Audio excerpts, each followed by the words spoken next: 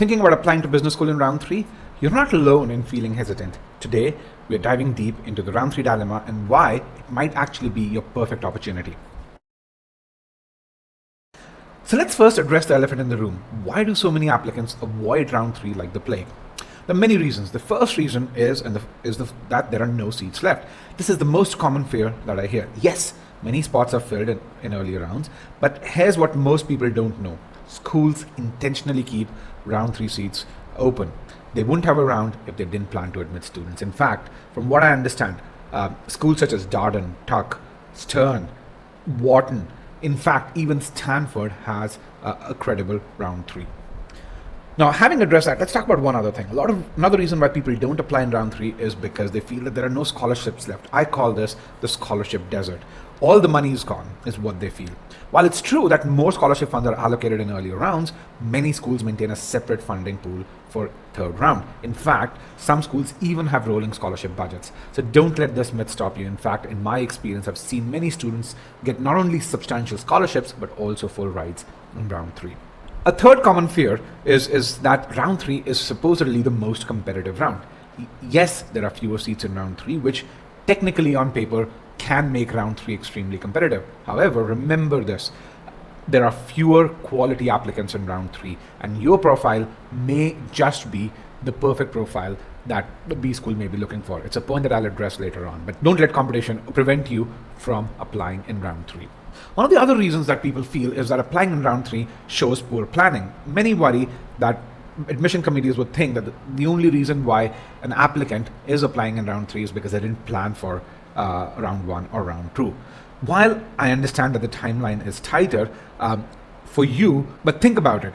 Life doesn't always follow an admissions calendar. Career opportunities, personal circumstances, or recent advancements in your career can make round 3 the perfect opportunity or the perfect timing for your story. Another reason, and this is one that applies just to international students, is that there isn't enough time to get a student visa. While I understand that the timeline is tighter, I do agree with that.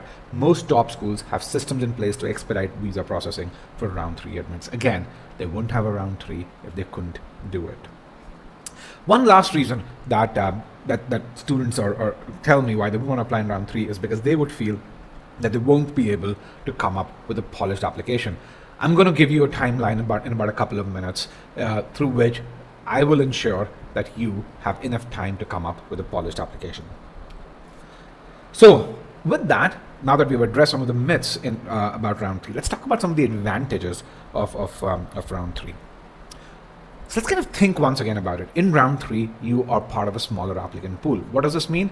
It means that with the same number of admission officers, your application gets more focused attention from the admissions committee. It's like being in a smaller class, more individual attention, more chances to stand out. Another advantage that round 3 gives you is the freshest admissions card. Here's something powerful. Round 3 allows you to showcase your most recent wins, that end of year promotion, those Q4 project results, your improved GMAT score. In round 3, you can showcase all of these and more. In reality, you're presenting your strongest and your most current self. Another piece that students fail to focus on is a strategic class balance. Remember this, schools are looking to build the perfect class mix. By round 3, they know exactly what profiles they need.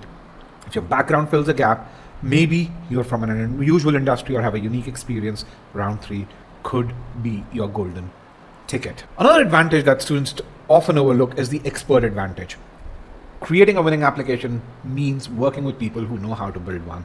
And this is something that most applicants don't know. When it comes to round 3, most top admission consultants have spots open.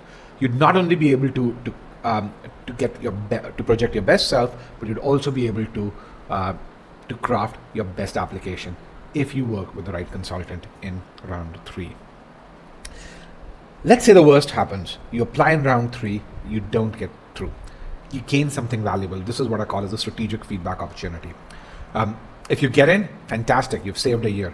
If you don't get in, then you rarely get valuable feedback from a school as to why you didn't get in. Schools such as Tuck and Darden, they give you feedback if they reject you. Darden, especially if they reject you after an interview. Let me share a powerful example. Sharon, one of our students, applied in round 3 and faced multiple rejections. But here's where it gets interesting. Through this process, he discovered that his post-MBA goals needed better alignment with his pre-MBA career progression. Armed with this insight, he refined his story, changed his goals, and reapplied. With these new goals, he not only got into the same school that rejected him, but he also secured scholarships. Again, remember, he did not have to retake his GMAT. His GMAT score was good enough. So with that, let's talk about how should you plan your round 3. Now that you're excited about it, let's break it down step by step. Let's start with the most critical element of your application, your GMAT score. Mark this date, February 10th. This is the GMAT deadline if you're thinking about round 3. Why? Because most European schools have deadlines in early March, while most US schools typically accept applications through the first week of April. So even if you're done with your GMAT by Feb 10th, you get about a month or so for your application. Here's the exciting part. Starting now gives you at least 80 days for your GMAT prep. That's not just enough time, it's the perfect window to boost your GMAT score by up to 150 points with dedicated prep. More if you're applying to USB schools. So what's a competitive score for these schools? 685 if you want to be just competitive. 695 you want to be in the safe zone for the topmost programs, and then 705 or higher if you're aiming for the scholarship. Remember this, your GMAT score isn't just a number, it's a powerful signal to the admissions committee that you're a serious candidate who can handle the academic rigor and you're thinking seriously about round 3.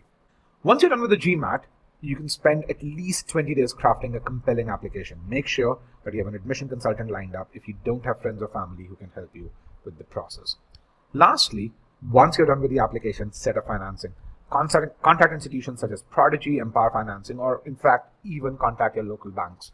Know the documents that you need to secure appropriate financing. Overall, here's the truth about round 3. It's not a last resort. It's a strategic choice. For the right candidate with the right story, R3 isn't just viable, it could be your perfect timing.